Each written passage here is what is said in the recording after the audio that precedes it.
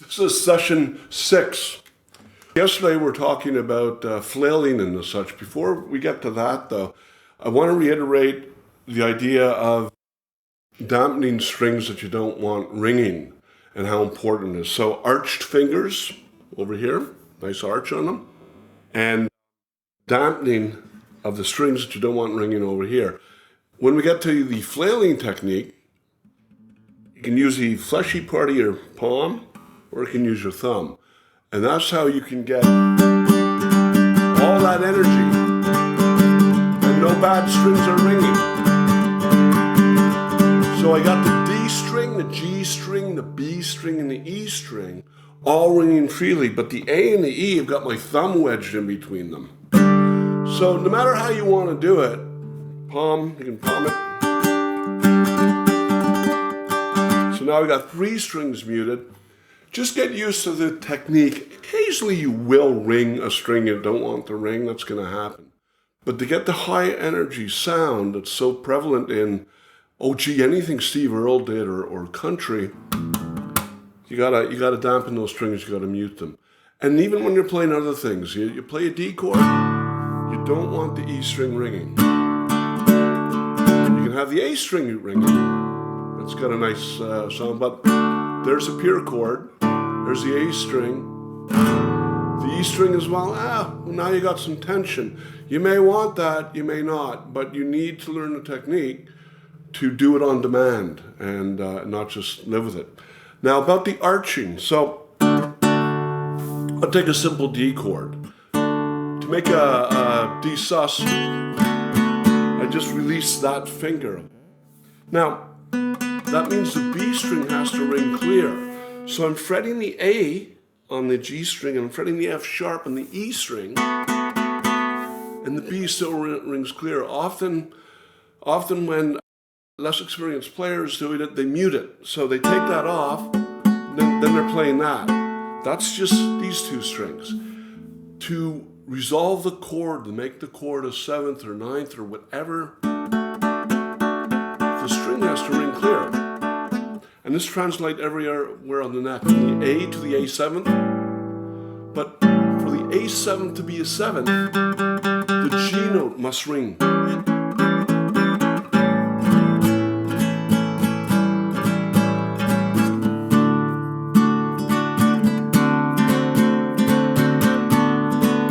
So that's just moving one finger on and off.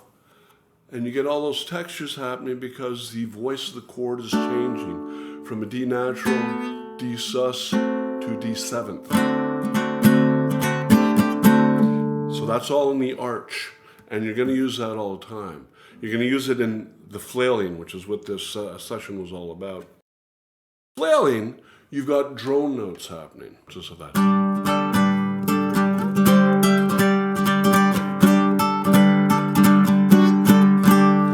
Flailing, I'm flicking with these 2 fingers, and I'm actually pulling back with this finger, as you identified yesterday. Pulling, flicking, and pulling. Like many of the techniques that I'm showing you, there's no right way to do this. There's no, why, you did that wrong. Go back to square one. It's not snakes and ladders. Oh, in some ways it is. So that's flailing. Now, first, the slide in, so big and country. So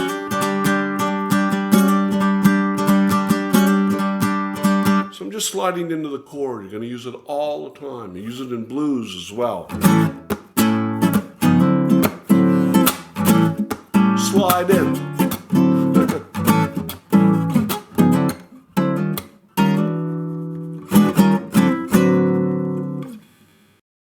Flailing. I'm muting the bottom 3 strings, low E, A, and D, with my thumb.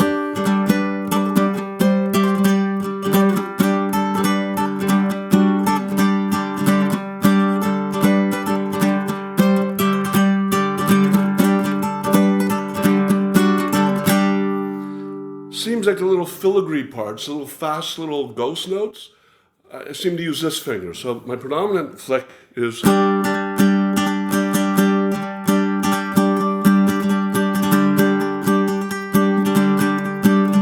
Yeah.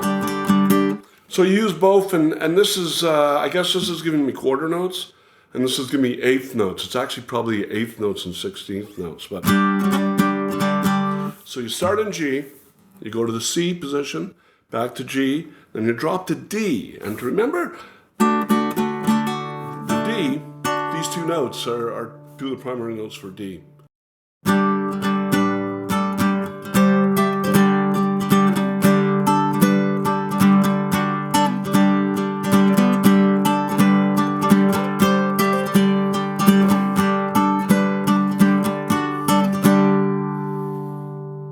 So that's the lick. It's very Steve Earlish, but I use it in one of my tunes called Cooter on the Acoustics Vignette CD. I did another thing there that is not necessarily desirable, but every guitar player does it. I let the open strings ring.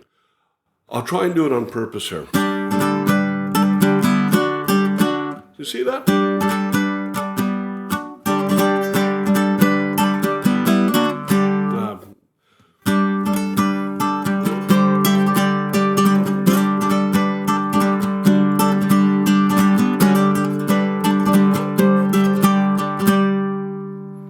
Yeah, we'll talk about that next session. Also on the flailing, so it's a banjo. It's a banjo. Again, banjo. It's a banjo technique. Flailing. It's another country lick, also in G, just two notes.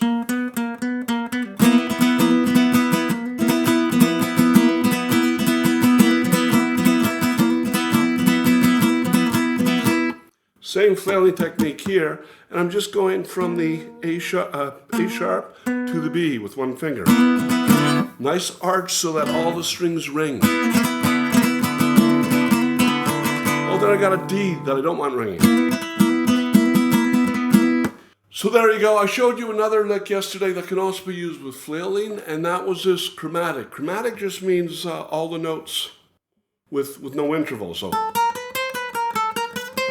Famous example of a chromatic lick is March of the Gladiators.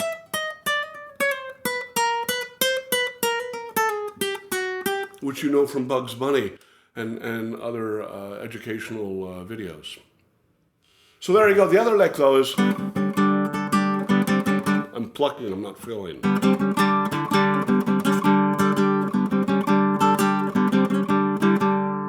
So chromatic.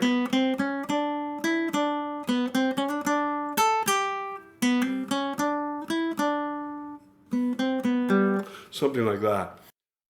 But all those strings are ringing, which is making it sound so big.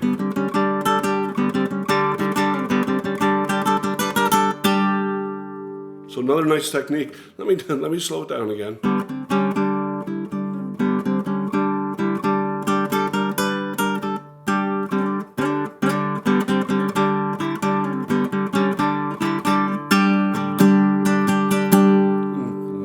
And you can also add the verse.